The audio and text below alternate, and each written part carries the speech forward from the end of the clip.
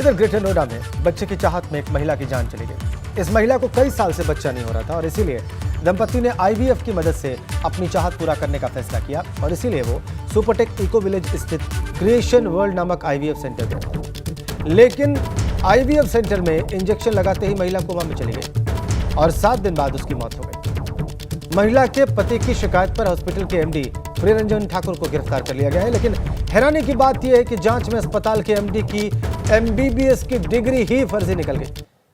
IVF centre के MD Priyaranjan Thakur के पास बिहार के भूपेंद्र नारायण विश्वविद्यालय की एमबीबीएस की डिग्री मिली और ये डिग्री साल 2005 में जारी की गई थी। जब यूनिवर्सिटी से पता किया गया तो डिग्री फर्जी निकली। इस हॉस्पिटल के आईवीएफ सेंटर के एमडी की डिग्री ही फर्जी निकली, नाम प्रियरंजन ठाकुर। और यह तब हुआ जब इस महिला की मौत हुई, इसके पति ने शिकायत की, जांच हुई तो यह फर्जीवाड़ा सामने आया। गिरफ्तार किया गया है प्रियरंजन ठाकुर को। जैसा कि आप देख पा रहे हैं, झोला छाप डॉक्टर की लापरवाही ने इस महिला की जान ले ली।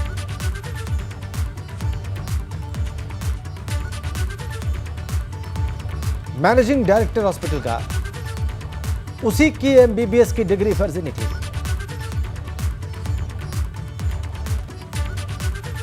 आईवीएफ कराने गई महिला की मौत की खबर है ग्रेटर नोएडा से। सुपरटेक इको विलेज में ये आईवीएफ क्लिनिक था, ये आईवीएफ सेंटर था, जहां पर संतान के लिए दंपति पहुंचे। महिला को जो पहला इंजेक्शन दिया गया उसी से महिला कोमा में चली गई और बाद में उसकी मौत हो गई। और उसके बाद जब पति ने शिकायत की तो सारा मामला निकलकर सामने आया।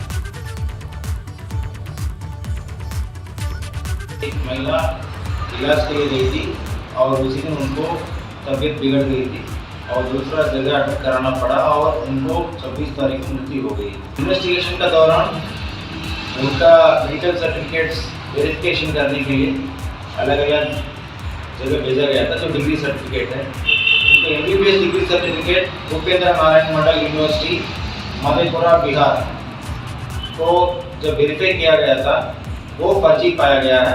आगे विधि कार्रवाई की जा रही है।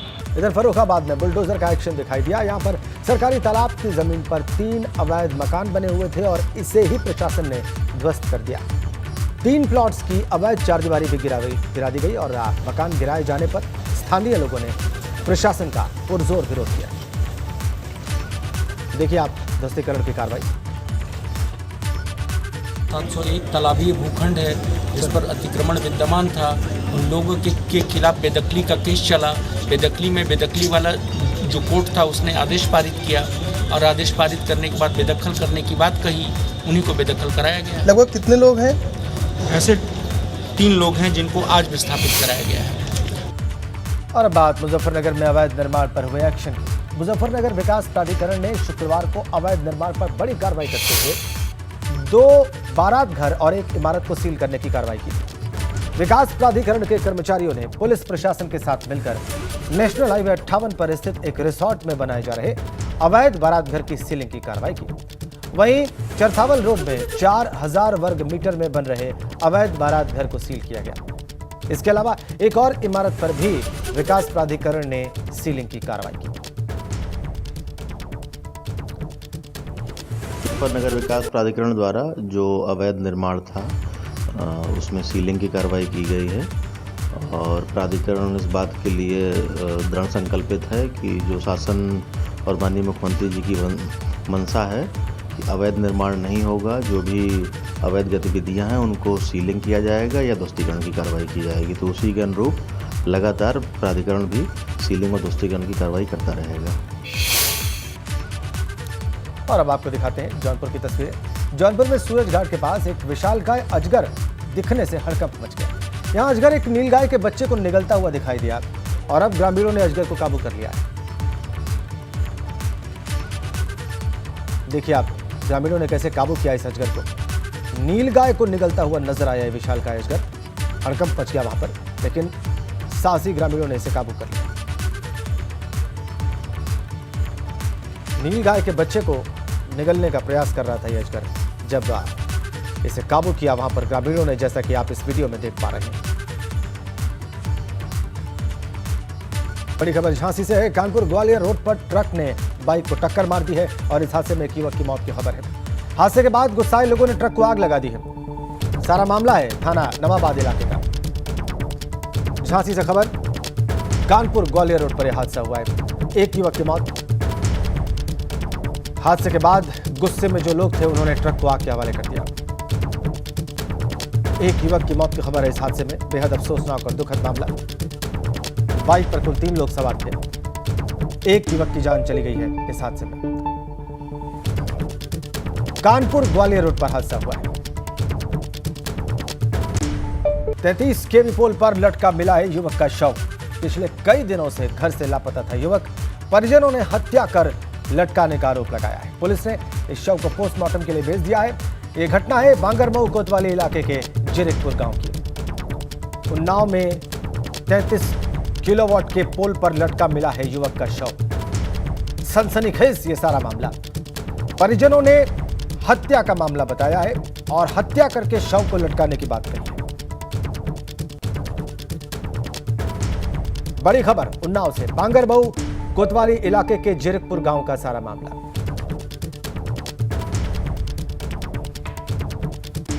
खबर उन्नाव से है। यहां पर गणेश महोत्सव के दौरान बवाल हो गया और इस बवाल में जमकर ईंट पत्थर चले। कई महिलाएं इस बवाल में घायल हो गई हैं और बताया जा रहा है कि मंचलों ने गणेश उत्सव में यह उत्पात मचाया। महिलाओं से छेड़छाड़ का आरोप मंचलों पर लग रहा है। बवाल की सूचना पर पहुंची पुलिस ने मामला शांत कराया है। हालांकि स्थानीय लोगों ने पुलिस पर भी गंभीर आरोप लगाए। बड़ी खबर, हंगामे के बाद पुलिस वहां पर पहुंची है। उसने इस मामले को शांत कराया है। ईंट पत्थर चलने से कई महिलाओं के जख्मी होने की खबर है। गणेश महोत्सव के दौरान हंगामे की खबर। ईंट पत्थर चले और कई महिलाएं जख्मी इस हंगामे में।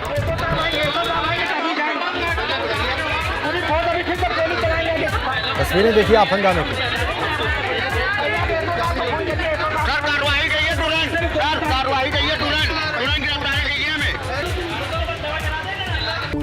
बड़ी खबर मेरठ से है। महिला पर चाकू से हमले की खबर है।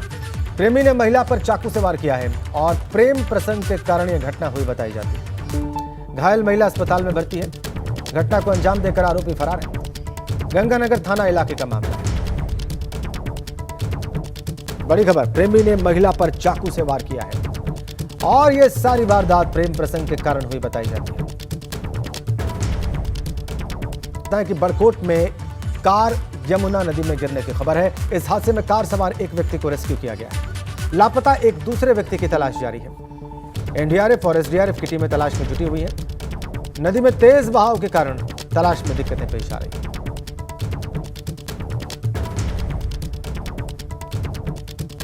बड़कोट में यह हुआ है। कार नदी में गिरी है। एनडीआरएफ और एसडीआरएफ की टीमें तलाश करने में जुटी हुई हैं। यमुना नदी में कार गिरी। एक शख्स का रेस्क्यू कर लिया गया है। दूसरे की तलाश जारी है और तेज बहाव के कारण रेस्क्यू करने में दिक्कतें। दूसरे व्यक्ति की तलाश जारी है। कार सवार एक व्यक्ति का रेस्क्यू कर लिया गया है। एक दूसरे व्यक्ति की तलाश जारी है। बहुत तेज बहाव बड़कोट में यमुना नदी का।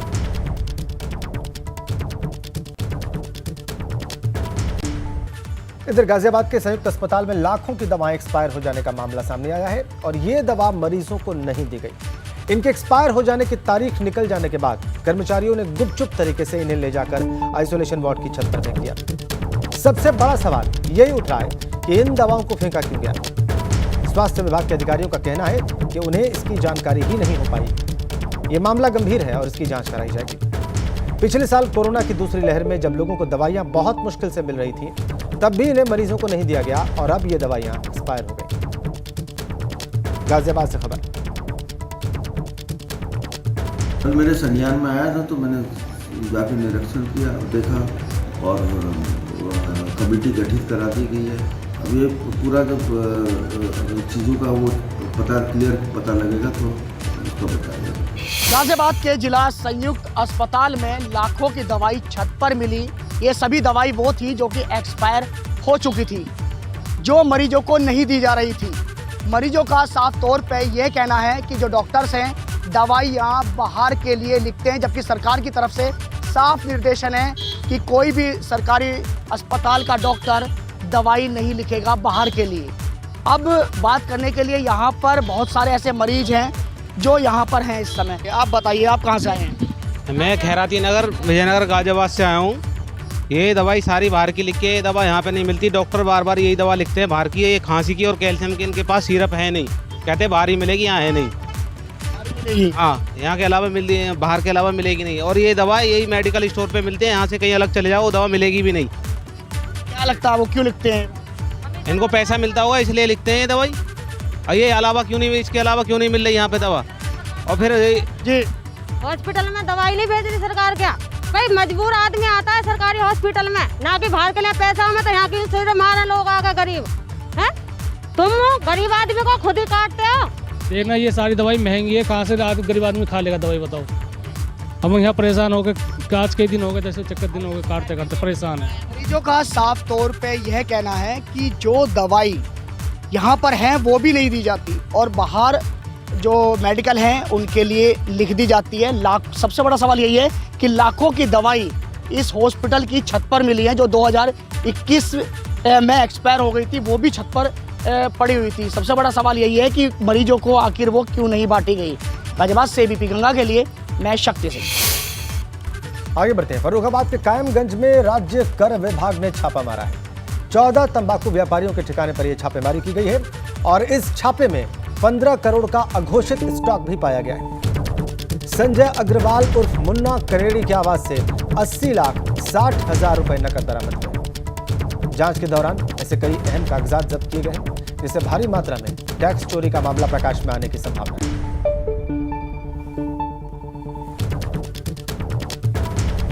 बड़ी खबर फर्रुखाबाद से। सीतापुर में कारागार राज्य मंत्री सुरेश राही ने धरना दिया है। ग्रामीणों के साथ कलेक्ट्रेट पर धरने पर बैठ गए मंत्री सुरेश राही। प्रशासन के नोटिस के विरोध में धरने पर बैठे मंत्री जी। अवैध कब्जे को लेकर ग्रामीणों को नोटिस भेजा गया था और इसी के विरोध में धरने पर बैठ गए खुद मंत्री जी। नाम सुरेश राही, गांव वालों के साथ धरने पर बैठे, तस्वीरें देख लीजिए आप। बाद में उनको जिलाधिकारी और पुलिस कप्तान बनाने के लिए पहुंचे तो राज्य मंत्री ने धरना दिया ग्रामीणों के साथ। प्रशासन के नोटिस के विरोध में धरने पर बैठे खुद मंत्री जी। सीतापुर की खबर, कारागार राज्य मंत्री सुरेश राही ने धरना दिया है। तस्वीरें हमने आपकी स्क्रीन पर रखी। बड़ी खबर जौनपुर से है। परिवहन मंत्री दयाशंकर सिंह के दावे की खबर है। परिवहन विभाग से भ्रष्टाचार समाप्त हो रहा है, यह दावा है परिवहन मंत्री दयाशंकर सिंह का और वो कह रहे हैं कि फायदे में चल रहा है परिवहन विभाग। लाइसेंस बनवाने में हो रहे भ्रष्टाचार पर भी अंकुश लगाया गया है, यह भी कहना है मंत्री जी का। परिवहन विभाग में नौकरियों की भरमार है और भर्ती शुरू कर दी गई है। निजी स्वास्थ्य शिविर में हिस्सा लेने पहुंचे थे परिवहन मंत्री और वहीं पर उन्होंने ये दावे किए।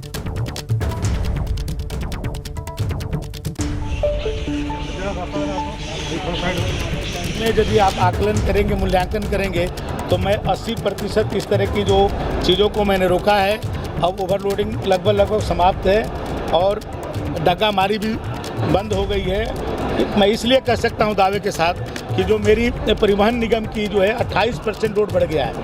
यदि डग्गामारी पर कंट्रोल नहीं किया होता तो 28% मेरा जो है लोड। और एक बड़ी खबर कानपुर से है। सूफी खानका एसोसिएशन की मांग पर गृह मंत्रालय विचार कर रहा है। पीएफआई को प्रतिबंधित करने की तरफ गृह मंत्रालय अपना कदम बढ़ा सकता है। काउंटर टेररिज्म यानी कि आतंकवाद विरोधी और काउंटर रेडिकलाइजेशन यानी कि कट्टरता विरोधी यूनिट की विधिक कार्रवाई हेतु मांग पत्र भेजा गया है। सूफी खानका एसोसिएशन के राष्ट्रीय अध्यक्ष सूफी कौसर हसन मजीदी ने यह मांग की थी। पीएफआई के राष्ट्र विरोधी कृत्यों से जुड़े साक्ष्य के साथ गृह मंत्रालय में शिकायत की गई थी। बड़ी खबर, पीएफआई को बैन करने पर गृह मंत्रालय विचार कर रहा है। मेरे द्वारा माननीय गृह मंत्री महोदय को लिखा गया था, जिस पर गृह मंत्रालय द्वारा संज्ञान लेते हुए उस पत्र को गृह मंत्रालय की ही counter terrorism and counter radicalisation department को भेजा गया है। उस पत्र पर संज्ञान लिया जाना और कार्रवाई के लिए आदेशित किया जाना इस बात की पुष्टि करता है कि सरकार कहीं ना कहीं इस दिशा में गंभीर है और हमें उम्मीद है कि बहुत ही जल्द पीएफआई पर हम लोगों को पाबंदी की खबर सुनने को मिलेगी। आज पूर्व ऊर्जा मंत्री और भारतीय जनता पार्टी नेता रामदेव उपाध्याय का निधन हो गया। लंबे समय से वो बीमार थे। उन्होंने मथुरा के रेणु अस्पताल में आज आखिरी सांस ली। अब उनका शरीर हाथरस के लिए रवाना हुआ है, पार्थिव शरीर। और इससे पहले आगरा में उनके घर पर आज लोगों की भीड़ दिखाई दी उनके अंतिम दर्शनों के लिए। रामवीर उपाध्याय बसपा सरकार में मंत्री भी रहे। पश्चिमी उत्तर प्रदेश के कद्दावर नेताओं में शुमार रहे रामवीर उपाध्याय का आज लंबी बीमारी के बाद निधन हो गया है। बीती रात रेनबो हॉस्पिटल में उन्होंने अंतिम सांस ली है और अब उनका जो पार्थिव शरीर है उनके आगरा स्थित जो शास्त्री ब्रह्म आवास से हाथरस की ओर रवाना हो रहा है। आप देख सकते हैं कि जो पूरी तरह से जो शव वाहन है और उसके साथ उनके हज़ारों की तादाद में जो उनके समर्थक हैं उनके आवास और आवास के बाहर मौजूद हैं। हाथरस के लेबर पार्क में उनके पार्थिव शरीर को ले जाया जाएगा, जहां अंतिम दर्शन हेतु रखा जाएगा और उसके बाद उनके जो पैतृक गांव हैं बामौली, वहां जाकर शाम को अंतिम संस्कार होगा। बड़ी संख्या में आप देख सकते हैं कि तमाम जो उनके जो वेल विशर्स रहे हैं, उनके सपोर्टर्स रहे हैं, उनके परिवारीजन वो इस समय उनके आवास पर मौजूद हैं। तमाम दलों के नेता इस समय उनके आवास पर मौजूद हैं। रामवीर उपाध्याय का एक लंबा चौड़ा कहा जाए राजनीतिक कद रहा है। 1993 में उन्होंने निर्दलीय चुनाव लड़ा, उसके बाद 96 से लेकर लगातार वो हाथरस से 3 बार, सिकंदरा राव और सादाबाद से वो चुनाव जीतते रहे हैं।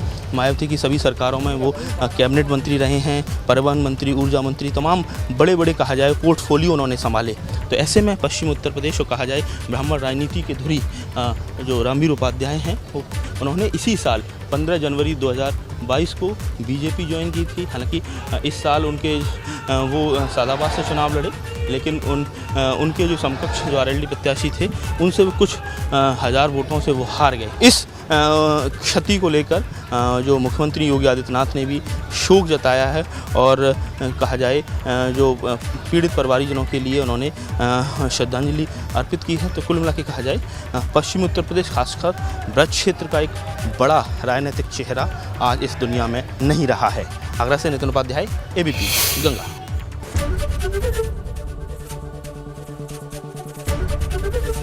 एबीपी गंगा, खबर आपकी, जुबान आपकी।